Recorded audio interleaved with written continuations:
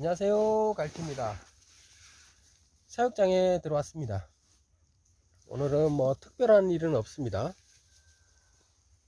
오랜만에 와서 삥 둘러봐도 뭐 특별한 일은 없고, 제가 들어오니까 혼비백산이 되어서 막 여기 갔다 저기 갔다 이렇게 하고 있습니다. 오늘은 이쪽에 꽁들이 많이 몰려 있네요. 오늘은 그 꽁의 종류, 뭐 대부분 사람들이 제 앞에 있는 이 고려꽁, 이 한국꽁을 많이 보셨잖아요. 근데 동물원이나 뭐 식물원 가면 가끔씩 닭이나 꽁이나 뭐 이렇게 전시하는 곳이 있잖아요. 거기 가면 여러 꽁이 있어요. 이름은 닭인데 이름은 뭐 무슨 개 이름 붙어 갖고 닭인 줄 알았는데 보시면 꽁이랑 비슷한 것들 있죠. 그런 것도 다 꽁이거든요. 오늘은 뭐 꽁의 종류와 그 종류에 따른 특성, 요걸 한번 말씀드리려고 영상을 켰습니다. 먼저 말씀드릴 것은 한국꽁인데요. 앞에 보이는 여기에 대표적인 한국꽁이에요. 사람들이 고려꽁이라고 하죠. 순놈을 장기라고 그러고 암놈을 까투리, 그리고 부화해서 한 100일 전까지를 꺼벙이라고 합니다. 꺼벙이, 꺼병이, 꺼벙이라고 했다가 어떤 구독자님들 한 소리 들었습니다. 꺼병입니다. 꺼병이.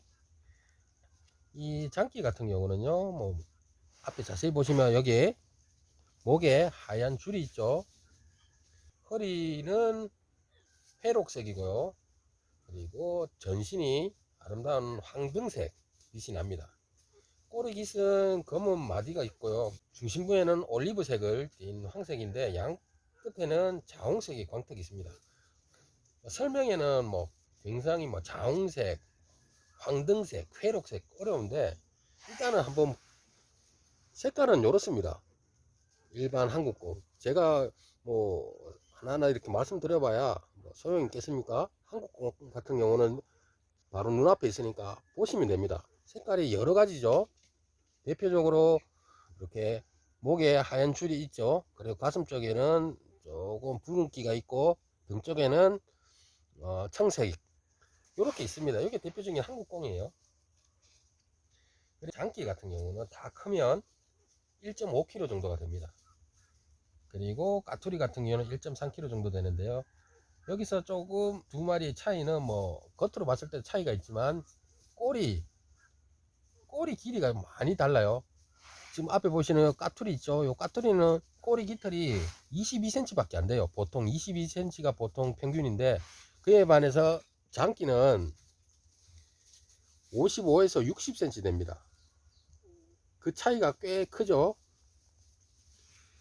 네, 요거는 뭐 누누이 뭐 제 영상을 보신 분이면 한국공이 이렇게 생겼다는 거는 아실 겁니다.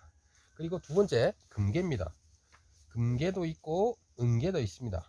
그리고 금은괴, 백한도 있는데 금괴 같은 경우는요 이름이 개자라고 붙어 갖고 뒤에 개자가 붙어서 닭개자를 쓰시는 줄 아는데 닭은 아니고요 꽁입니다. 꽁. 이 원산지는 중국입니다. 중국인데 추위에 굉장히 가고요. 반면에 더위에 약해서 사육할 때는 좀 까다로운 품종 중에 하나입니다. 금괴 같은 경우는요. 그리고 뭐 직사광성 받으면요 빨간색이랑 노란색이 막 태화되고요. 좀 보기에 싫어져요. 그래서 사육하는 데 있어서 조금 애를 먹는 게 금괴입니다. 은괴 같은 경우는요 금괴 은괴는 거의 비슷해요. 색깔이 약간의 차이가 있지.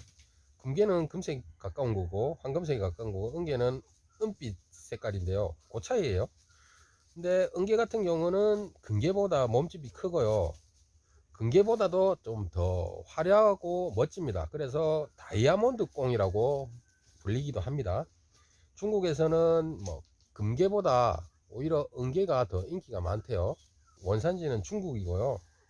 그리고 금은괴는 뭐 말 그대로 금괴, 은괴 짬뽕이죠. 금괴, 은괴에서 교배가 된 변종인데 몸의 크기는 변화가 없는데요. 깃털의 색깔이 약간 변화되어 갖고 의외로 금괴, 은괴보다 더 예쁘고요.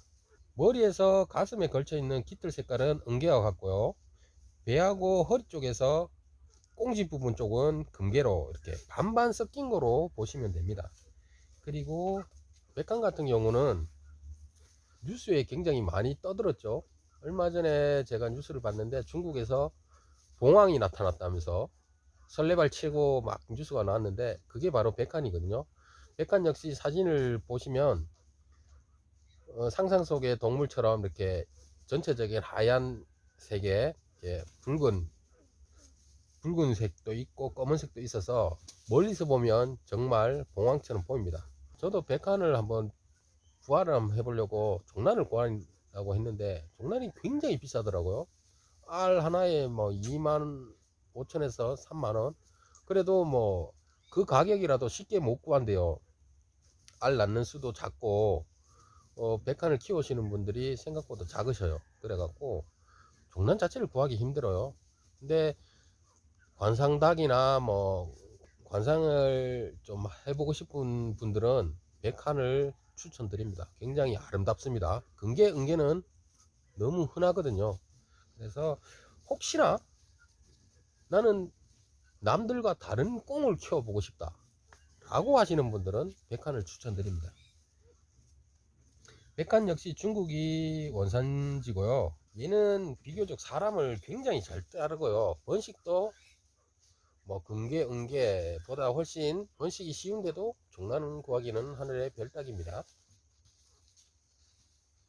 마지막으로 한 마리 더 있는데요. 이 긴꼬리 꽁이라고 그 백한만큼 저도 이렇게 키워보고 싶은 꽁인데요. 이것도 역시 종란 구하기가 굉장히 힘들어요. 백한은 그래도 우리나라에서 종란을 구하자고 노력하면 구해집니다. 하지만 긴꼬리 꽁은 정말 종란을 구하기 힘듭니다. 보시면 뭐 꼬리가요, 이름 그대로 이 긴꼬리꽁 같은 경우는 1m에서 길게는 2m까지 큽니다. 그래서 딱 봐도 정말 멋져 보입니다. 화려하고 질병에도 굉장히 강하고요. 사육하는데도 쉽습니다. 하지만 부화가 굉장히 어렵습니다. 그 단점 때문에 종란이 가격이 굉장히 비싸고 구하기 어렵답니다. 네, 다시 한번 정리를 쫙 해보자면요. 꽁 종류는 한국꽁, 그리고 금계, 은계, 금은계, 백한, 그리고 긴 꼬리 꽁으로 이렇게 나눠지는데요. 뭐 앞에 보이는 요 녀석들이 일반적인 우리나라 산야에서 서식하는 한국꽁입니다. 그리고 금색을 띠는 금계, 은색을 띠는 은계, 그리고 금계, 은계와 교미가 되어서 나온 잡종 금은계, 그리고 중국에서 봉황이라고 칭하는 백한, 꼬리가 2m까지 자라는 긴 꼬리꽁, 이렇게 종류를 나눕니다. 자세한 내용을 제가 뭐 시청자분에게 말씀드리면 의미가 없는 것 같아요. 제 앞에 있는 꽁은 뭐 다 한국꽁밖에 없는데 제가 키우지 않고 이렇게 자료를 찾아서 막 읽어 드려도 이해를 못 하실 겁니다. 저희 한국꽁은 제가 설명을 드려도 쉽게 받아들이겠는데 중국꽁 같은 경우는 뭐 설명하기도 좀 그렇고, 그래서 간단하게 꽁 종류도 요런 꽁이 있다 요렇게 알고 계시면 됩니다. 그리고 좀 전에 말씀드렸듯이 나는 이런 한국과 흔해 빠진 꽁을 키우기 싫다, 특별한 꽁이 없냐 라고 하시는 분 있죠. 관상 목적으로 뭐 한 3마리에서 한 4마리 정도 키울 생각이 있는 분들은 저는 백한이나 혹은 긴꼬리꽁, 그것을 한번 부화해서 한번 키워 보시기를 추천드립니다. 뭐 금계, 은계는 뭐 동물원 가면 워낙 많이 보이는 꽁 종류고요.